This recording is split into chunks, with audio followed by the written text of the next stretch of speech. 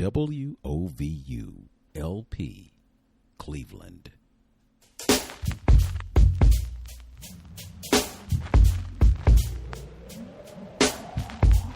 Greetings. This is Vince Robinson.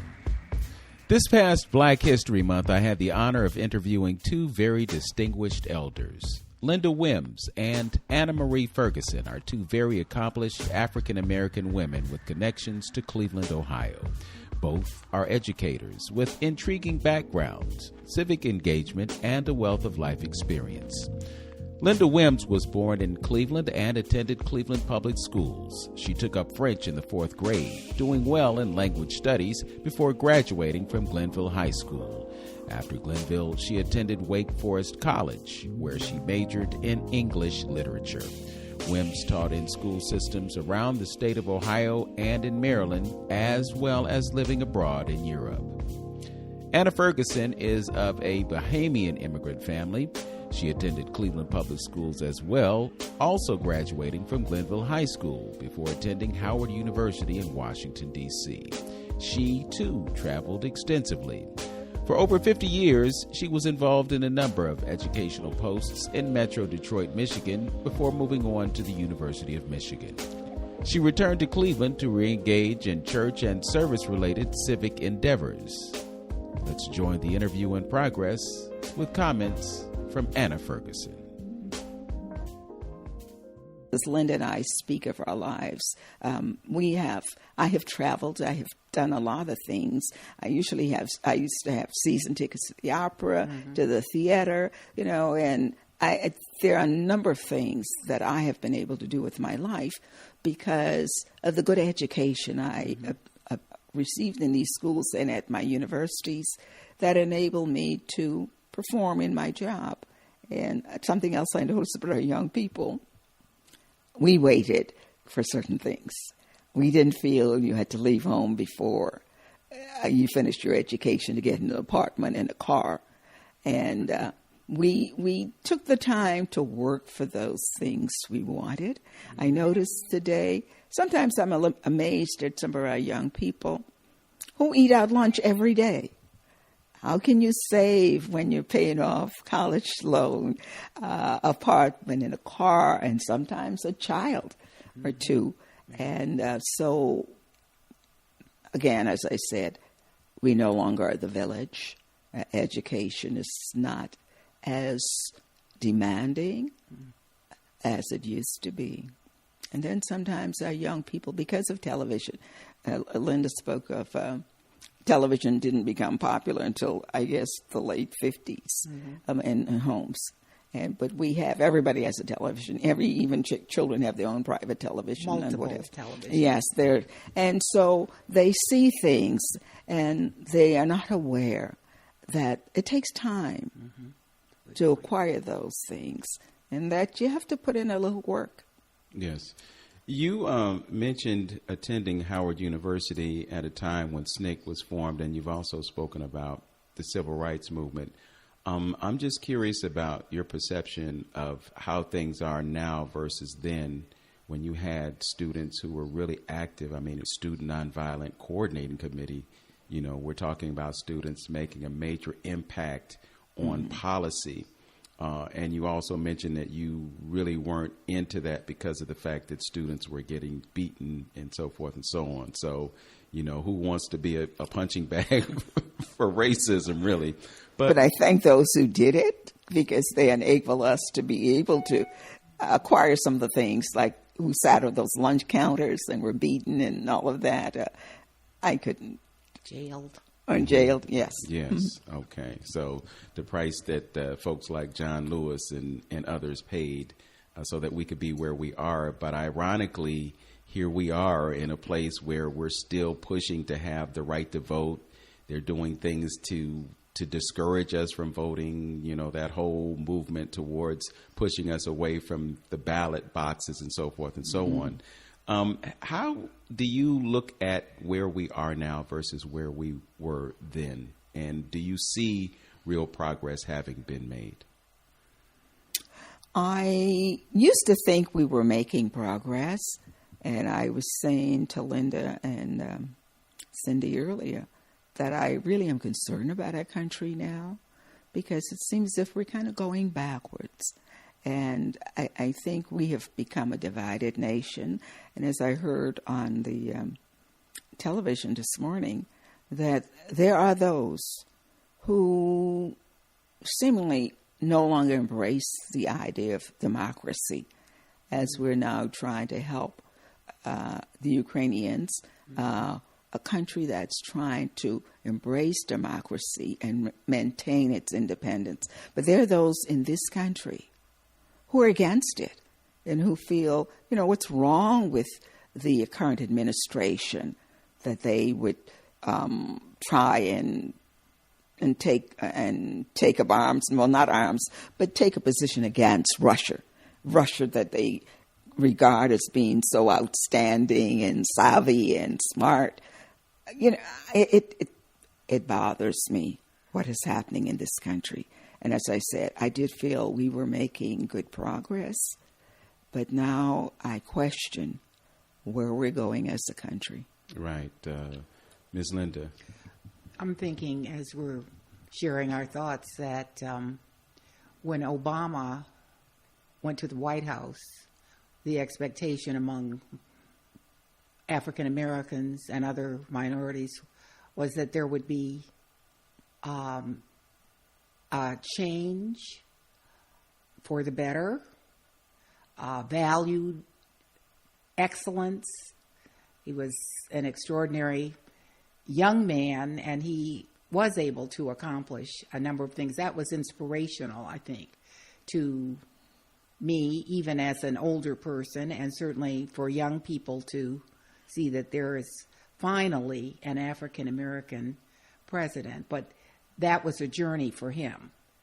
And I'm very interested in observing the results of Biden, who has inherited much controversy and is, I believe, trying. I was impressed that he made the decision to have an African American and Asian woman, Kamala Harris, as our vice president, a woman, interestingly enough. This is the time of me first, me too. Things are evolving very rapidly, and I do not wish to be considered negative, but it's almost like a revolving door in so many ways, that you sit and consider and remember and continue always to hope that things will be improved and better for not only African Americans, but for American citizens in this democratic country. Mm-hmm. It's challenging, to say the least. I wanted to dive a little bit further into the experience that you had in Europe. You mentioned living in Sweden for a while, mm-hmm. and I'm just curious about how you were perceived over there. It's a Scandinavian country. Mm-hmm. You got the blonde hair, blue-eyed thing going over there, and then you come and you have mm-hmm. a bit more pigment in your skin, and people look at you and realize that there is a difference. What was your experience as an African American like living in a country like Sweden? Mm-hmm. That was in the 60s, as a matter of fact. So it was a very long time ago. The Swedish family with whom I lived were very receptive. The daughters spoke excellent English. The parents, not so much. Before I went, I was able to find a Swedish teacher. So I learned some basic phrases, and that was very impressive to the Swedes, who I got to know and befriended, those who befriended me. There were there was just a general acceptance and fascination with this black girl at that time. I was in my early 20s. Lots of invitations, neighbors, families, come have tea with us, that sort of thing.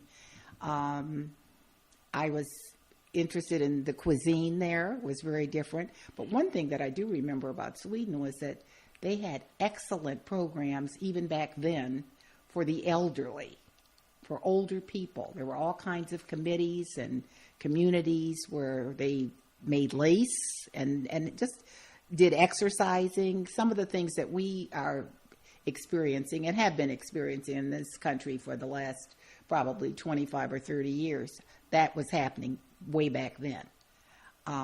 They just found a African-American young woman, educated, open, was one to be embraced. So I was very comfortable and made many friends. I'd like to speak to that also, if I may. Yes, please. As you know,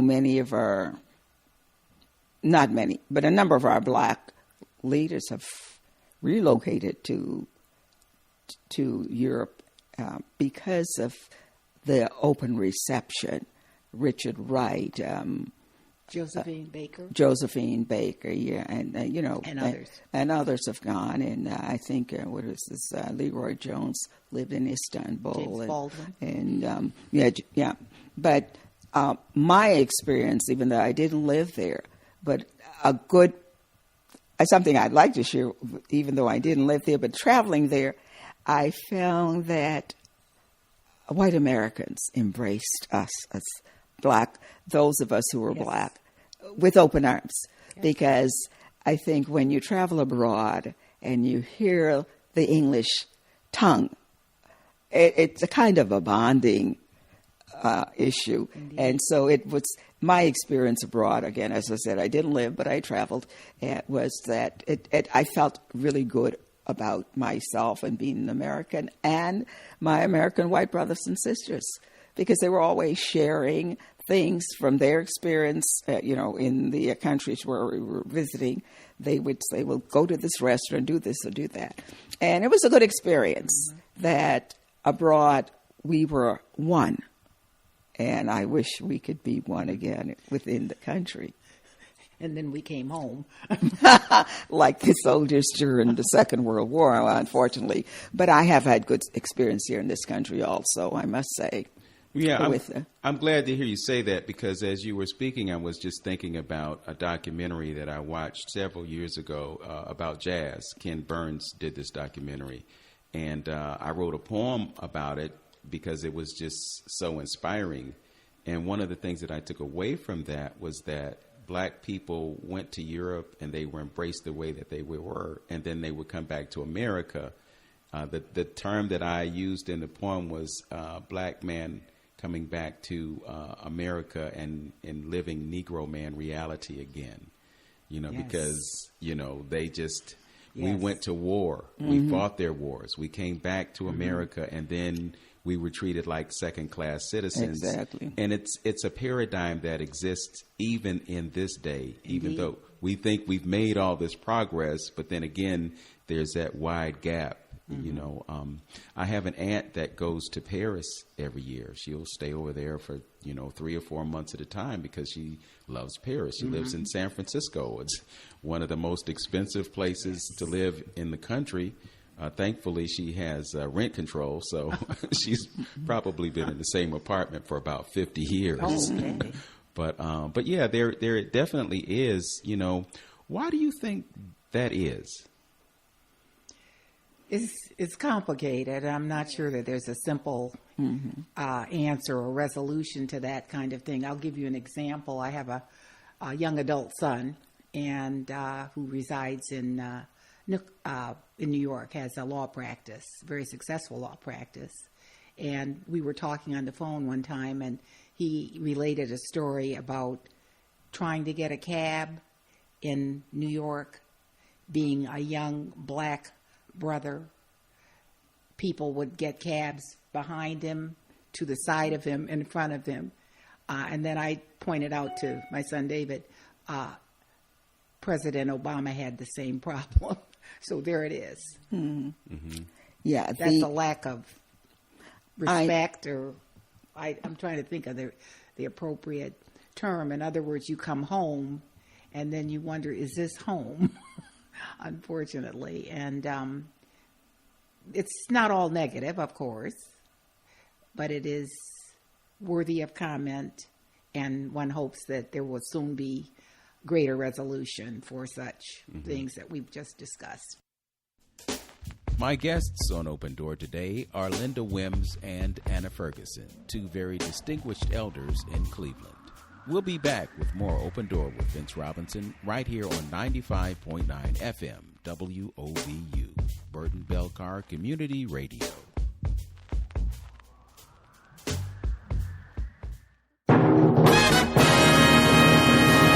Hi, this is Ken Hawkins. Hi, this is Pinky. This is T.C. Lewis. This is Shantae Chapter. This is Reggie Hayman. This is Bill Silverby Richards. If you're not listening to WOVU 95.9 FM, you're not in the mix.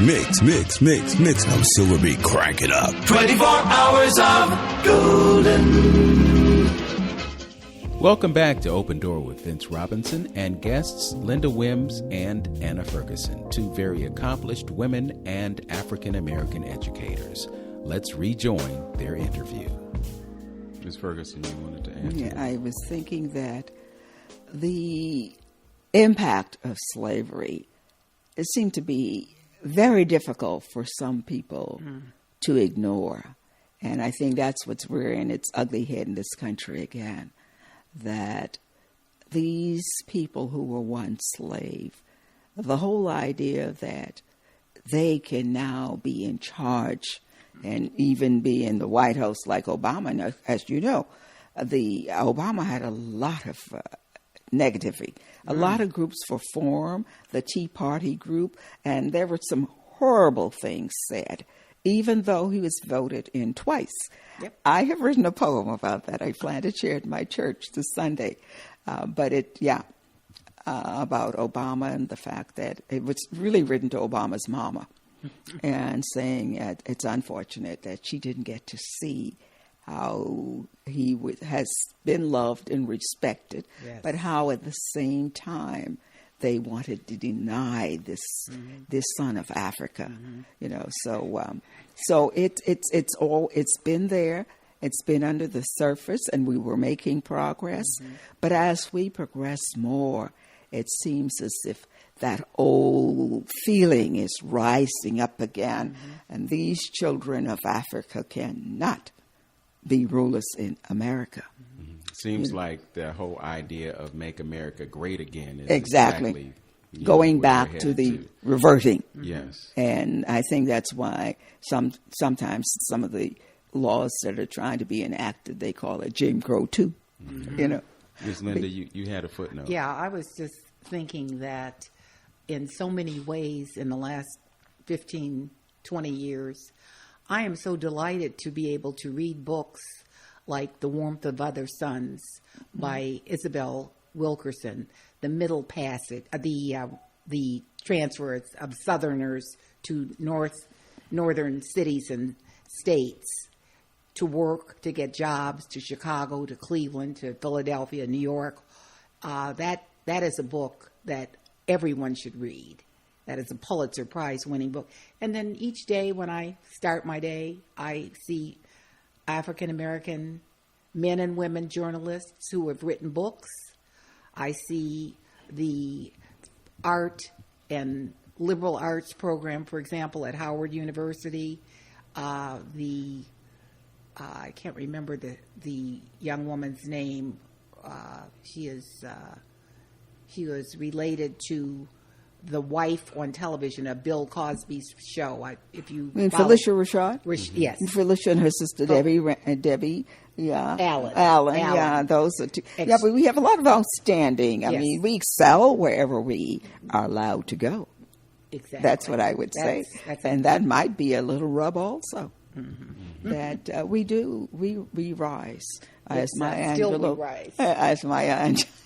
and still we rise wherever we go. We, even like the Williams sisters. Yes. There was a remark made, why would they even try to participate at this level?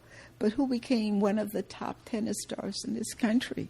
I commend their father, Richard, was outstanding. Yeah, well, but the point is that we have been denied access to so many things. And when we were finally given a chance to participate, we participated at a very high level. Indeed. But you see, again, a lot of it goes back to what was said before. that blacks are inferior. And they even had studies and books written about that, and said that we could only excel in the in sports because the way. But you look at Oprah Winfrey. I mean, if you look at any area where blacks are now all areas, they are at the top of their game. Tiger Woods, and even though I have little problems with him now, but Ben Carson, someone just emailed me a picture of those twins that are grown men now that he separated. But there is no end to what we can do as a people. And again, as I said, sometimes that might be the rub. Because when you come along believing that a group is less than you are and they outdistance you, well, that's, I think, what sometimes given rise to what's happening in our country. You've also talked about your connection with education, and you talked about Glenville High School and how things have changed or what you've heard about. I'm curious about your perception of the pushback on critical race theory. What are your feelings about the fact that right now there are 2 bills in Ohio to ban critical race theory, and then there is a movement across the country? There are some states that have already banned it. But given your connection with the history of black folks here in this country and the importance of that history and the fact that they're doing things to keep us away from our knowledge of that history, I just wonder what your thoughts are about critical race theory and the movement away from it. Well,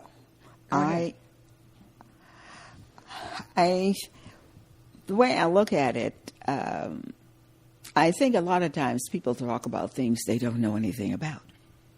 Because first of all, I think that what is being talked about is not so much as what it should be taught to very young children, and their parents are the ones who are really up in arms. But and from that perspective, I heard someone on television once said everybody should go back to their own country and leave America to the whites. I said, this man doesn't know history. Because if you know history, and it's the same thing I think with people with the critical race theory, some of them are talking and condemning the whole idea without really realizing that some of it is supposed to be taught at the higher level and not lower level.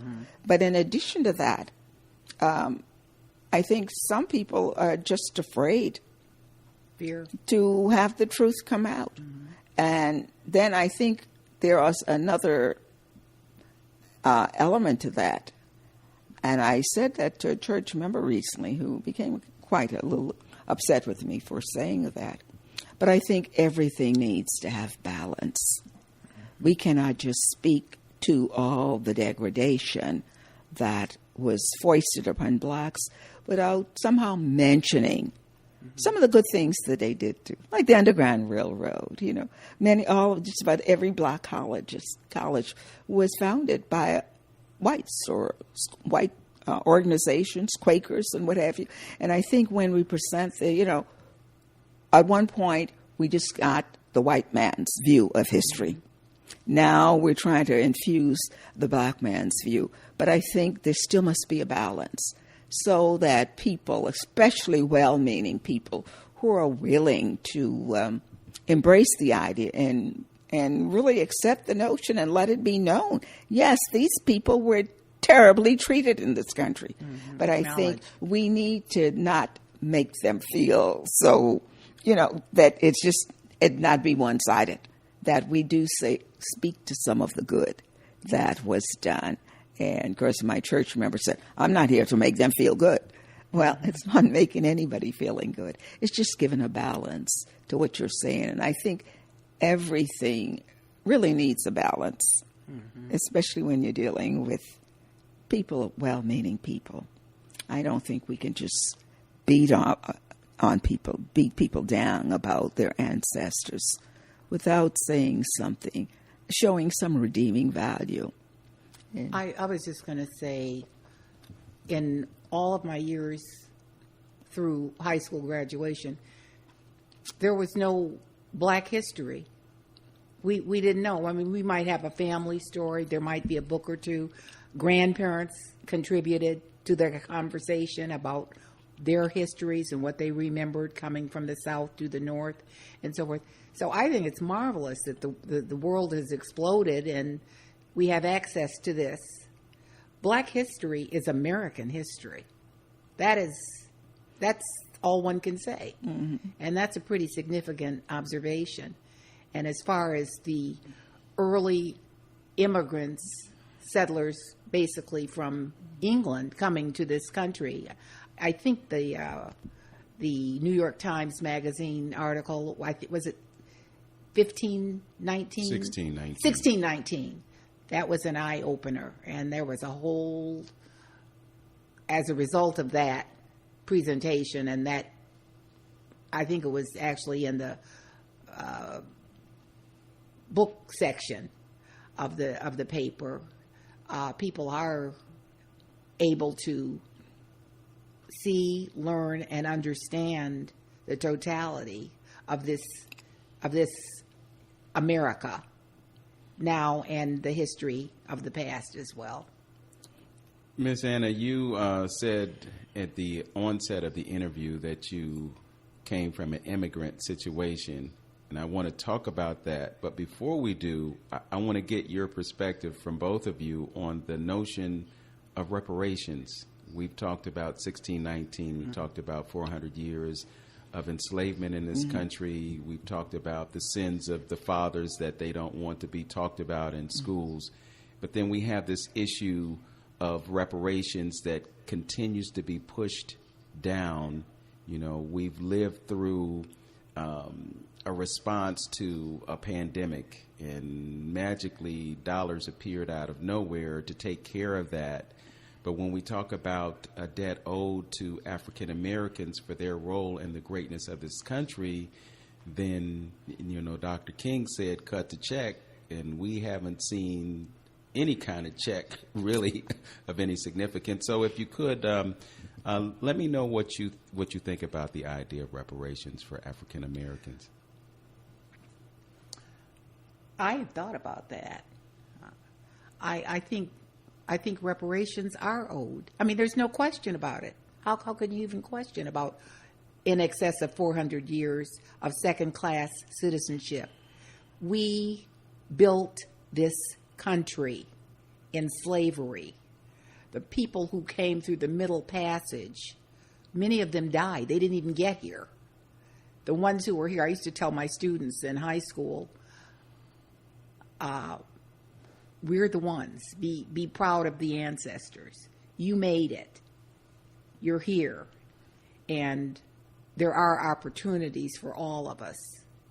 And do not recede, but stand up and embrace the potential that is in you and in the history of our people in America.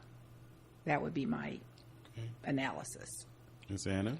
Well, I believe that reparations are in order when I look back at all the other groups, and even the Indians now, and I believe that they are now able to go to some schools free of charge. Mm-hmm. And I think in some areas, I know in Michigan, there's what is called the Michigan Promise, which is for those whose family make $75,000 or less can get free tuition.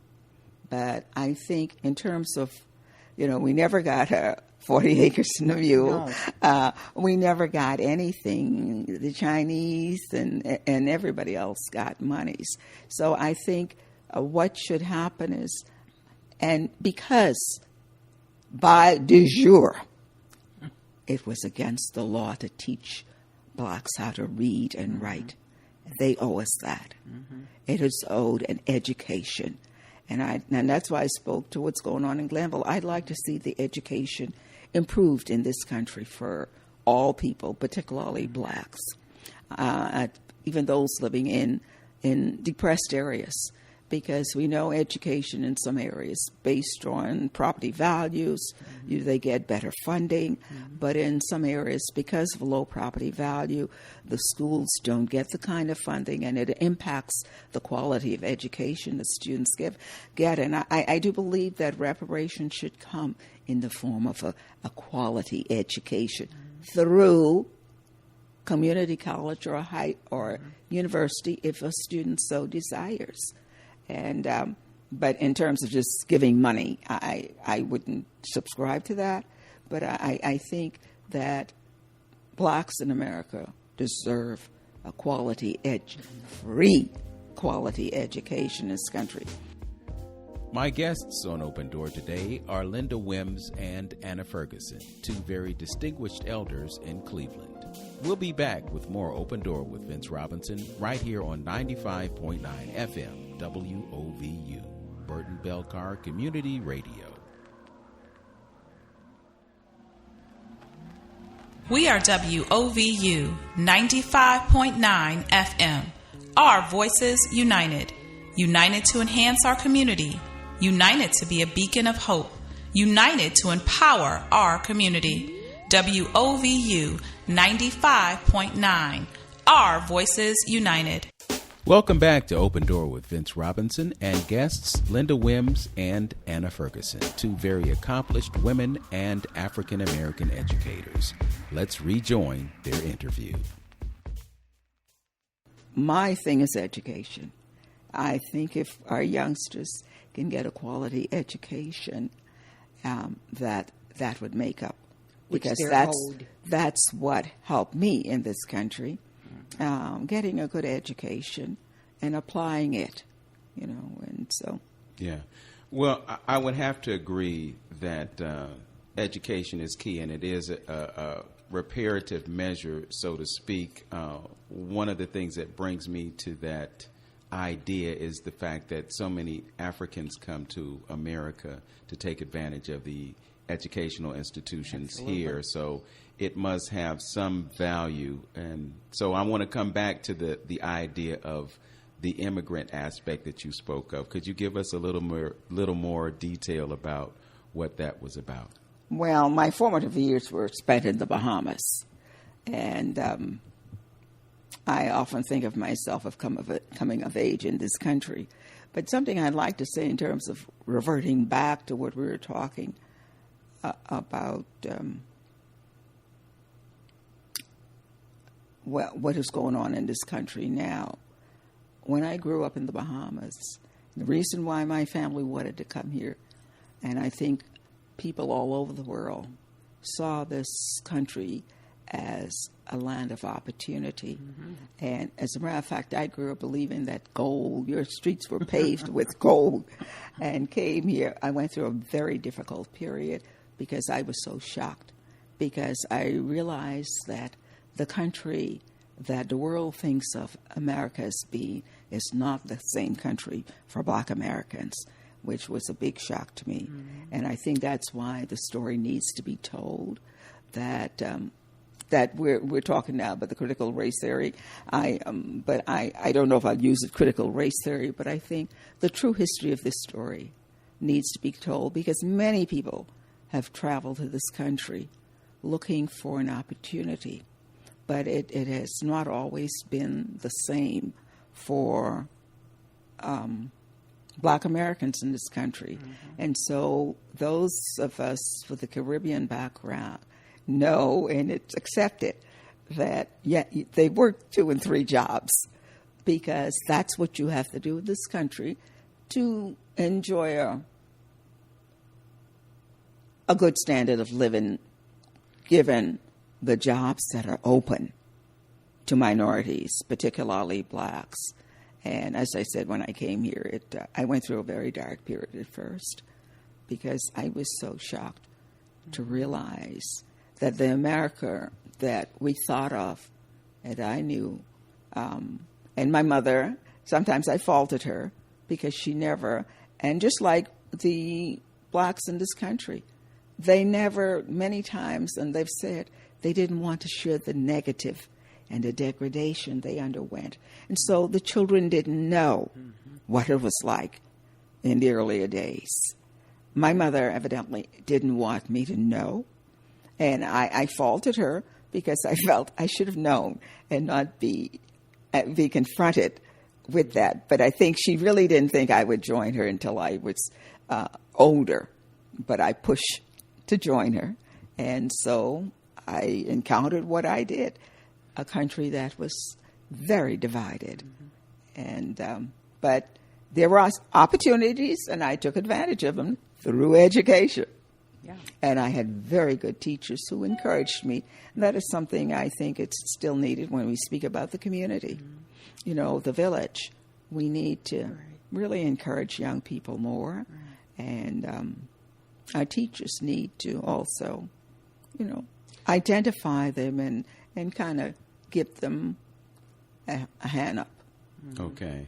You know, it's really interesting that you would express the perspective that you thought that the streets of America were paved with gold. I have in-laws that are from Guyana, and they've said the same thing, that they came to America thinking that that's what it was, and then it turns out that that's not what it was. But in spite of that, you were still able to take advantage of opportunities that came your way, and many who come from Africa do the same thing, you know. But the real irony is that Africans come here to America, and some of them, not all, but many of them segregate themselves from us and don't want to have anything to do with us, and in some ways think that somehow they're better than us. And I'm not saying all, I'm saying some. They come to this country and they're told not to associate with us. They're given all these stereotypes about us that aren't true, but the whole point of that is to keep us divided. But when you look at the importance of the continent of Africa in relation to the rest of the world, and you find out that it is the place of all the resources. It is the place where civilization began. It is the place where we got medicine. We've got astrology, astronomy. We got all these sciences. You know, when you look at the life of Imhotep, the fact that he was an engineer, and the fact that he was also a doctor, and the fact that he was a poet, musician, that type of thing. So many things from Africa, and we are all one people, but we look at ourselves differently because we have all these labels that we ascribe to that tend to separate as opposed to unifying us. The most important thing that we can do as Africans worldwide is to come together, so that I don't even want to say make Africa great again, but you know, because some folks use that type of terminology, and we know what it really means. Yes. But I do think that we have to come into an awareness of our greatness and live in that greatness and live up to the potential that we have. Because if it weren't for us, there would be no people on the planet. There would be so many things. I mean, if you just look at the inventions, and this is Black History Month, so we're having this conversation. But if you just look at the inventions that we were responsible for, what would America be without traffic lights and refrigerators and Garrett Morgan? And, you know, all of those things, we really don't know how great we are. And when we live in that greatness, and I know as educators, that's something that you impart and have imparted to students over a long period of time, just so that they had an understanding of the potential that they could live up to.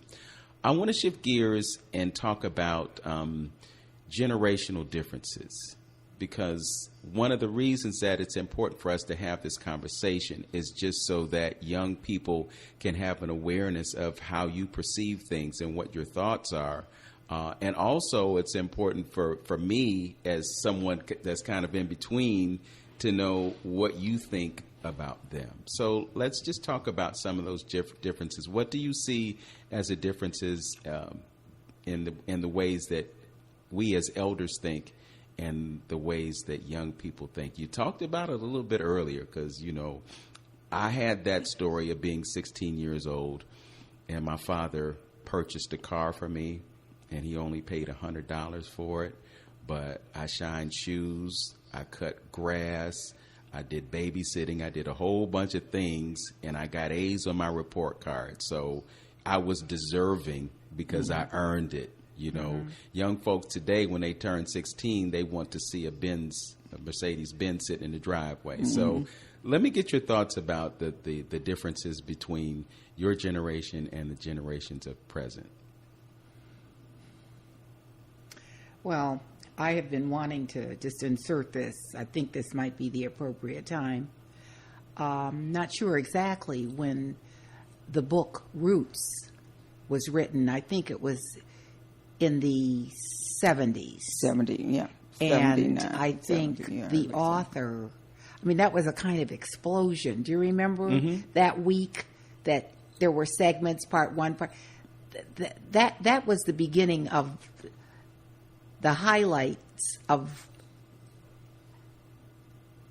history, American history, that people saw and they reacted to it. I think that was like an explosion for America, and it was certainly an explosion for young students, African Americans growing up to see. They maybe heard some of those stories from grandparents.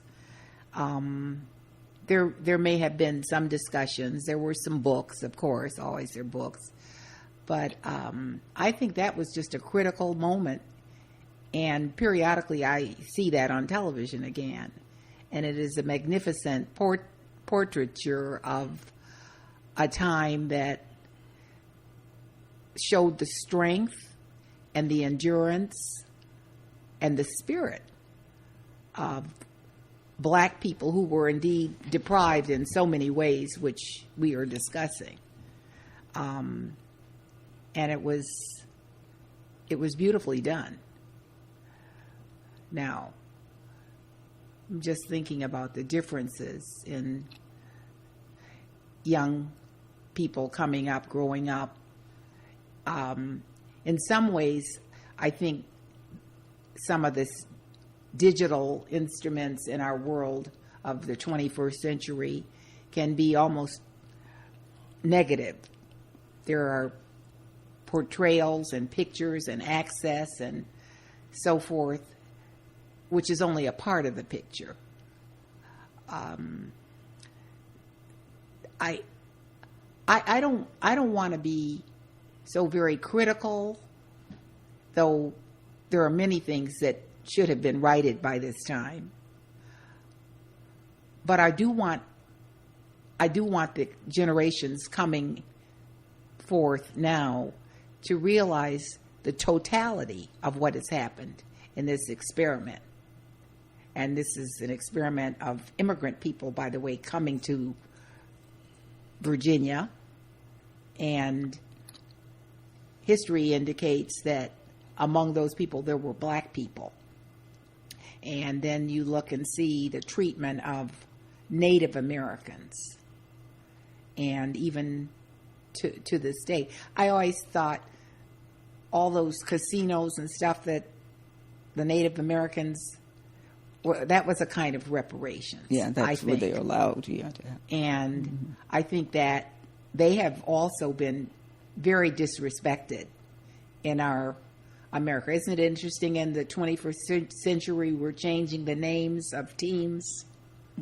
Suddenly, we have what is the new name Guardians. for the Washington, I think I can't think of the name. The Commanders. Commanders. Yes. And then the Indians are now called the Guardians. Yeah, that's a story there for us to look, consider, and dissect.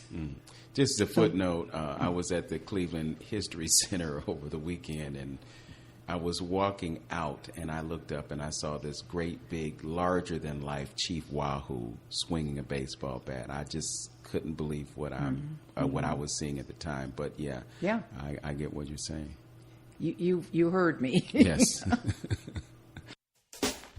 My guests on Open Door today are Linda Wims and Anna Ferguson, two very distinguished elders in Cleveland.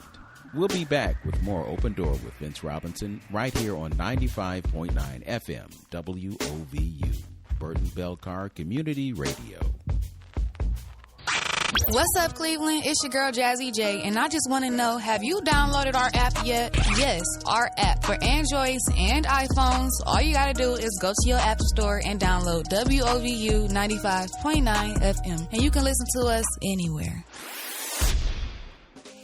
Open Door with Vince Robinson is available as a podcast on my YouTube channel. You can listen to this and previous episodes. Don't forget, like, comment, and subscribe. Now, back to Open Door. So we were talking about generational differences. You wanted to jump Yes. in. I kind of alluded to some of it before because I notice young people today, they want everything right now. Mm-hmm. They're not finished with their education, yet they want to get their own apartment and their own car. And, I spoke also, and then they borrow huge sums of money to be able to finance that kind of lifestyle, an apartment and a car, tuition, and not realize. Then they get a job and they eat out lunch every day. My grandnieces gave me a lunch bag that looks like a purse. It's very decorated because I was teaching at a university, still taking a brown bag. And they said, and Anna, you can't go to college with a brown bag for lunch. But I made a decision when I first started working in the public school. There was a cafeteria food, and I decided that I couldn't eat the cafeteria food and go home and eat a full meal also. And so I made a decision I would eat light for lunch and fix my own dinner. Mm-hmm. So that's how the brown bag came into the picture. But I notice young people, and I wonder, how can they save if they're eating out every day? That's like at least $10 a day. And so one of the groups that I worked with in my sorority was emphasis on the black family, where I focused on financial literacy and then eating correctly. Because a lot of the money, young people's money, is spent on things that prevent them from saving, let's say. Because you'll hear them complain sometimes they can't do this and they can't do that because they're interested in things as opposed, and my little mentee at one point backed off from me because she was boasting about a pair of tennis that her brother bought her that cost over $300. And I thought it was a good time to speak to us as a people and misplaced values. And I think she didn't like that too well. And so, but now she's 21, she'll be 22 in April, and she's finally realized, so she's turning to me more now to kind of get her life more back on track. But again, sometimes our youngsters get carried away with fashions and sometimes the wrong things. They put emphasis on the wrong things. They must have the money to get their nails done and buy all these extensions. And so, of course, they cannot save to buy a home. And they blame it on the economy. The economy is bad, and jobs sometimes are not as readily available. But people can still make a good living. I give a lot to charities. I have established a scholarship already in my name because, and everybody knows that teachers don't make a lot of money.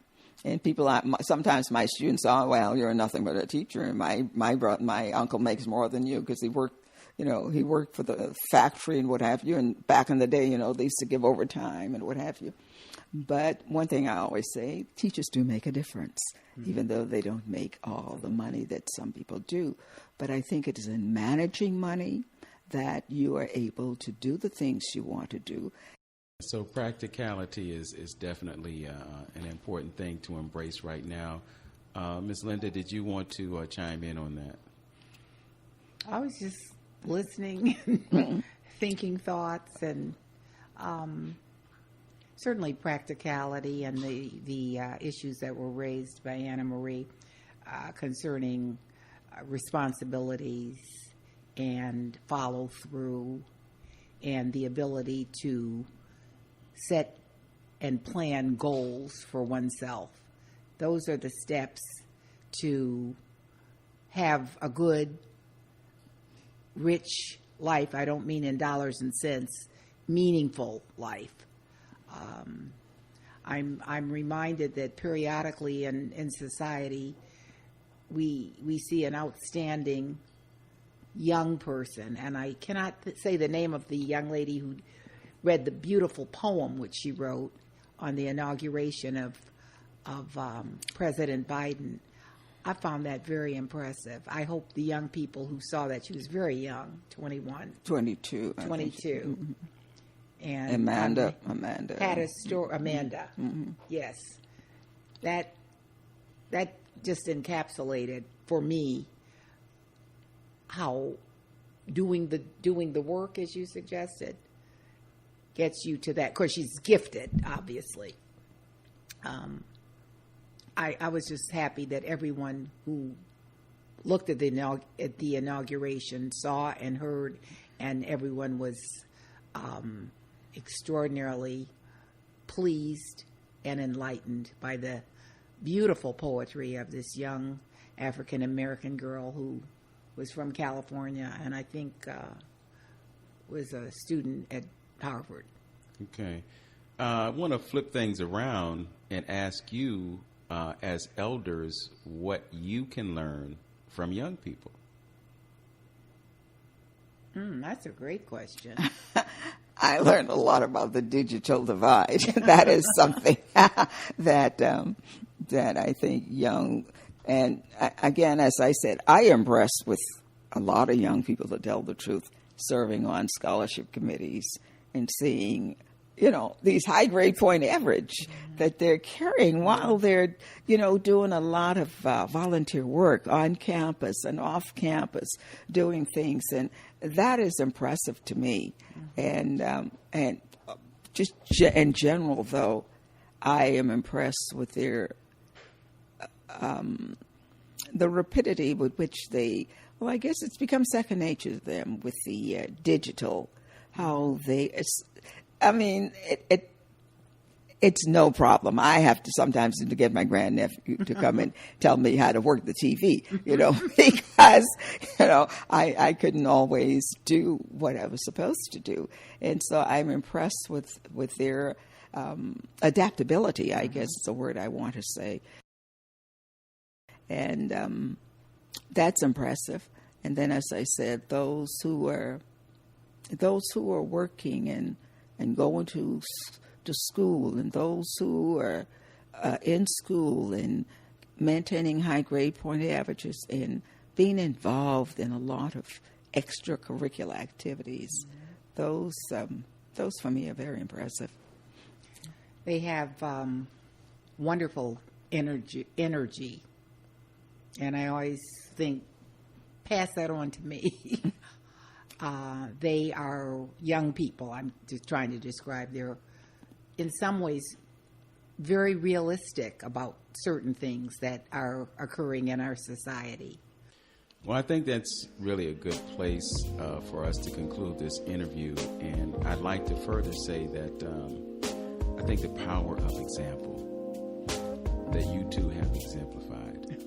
I really didn't know you before we started this interview, but I have gained tremendous insight about the achievements that you've made and the contributions that you have made to Cleveland and to those various places where you have been in Michigan. Both of you, you have led exemplary lives, and your example is something that young folk can definitely learn from. You don't have to say a word. All you have to do is walk into a room and let your light shine, and they will see something worthy to be duplicated. So I thank you for the time that you've spent with me today. I thank you for all the things that you've shared. I thank Cindy Jacita McClatty for sharing me with you in enabling this to happen. I hope that those who listen to this broadcast will be able to take something away from this that will edify their lives. Thank you so much for joining me. And thank you too for, yes. Yes, all right. So with that, I will conclude as I always do.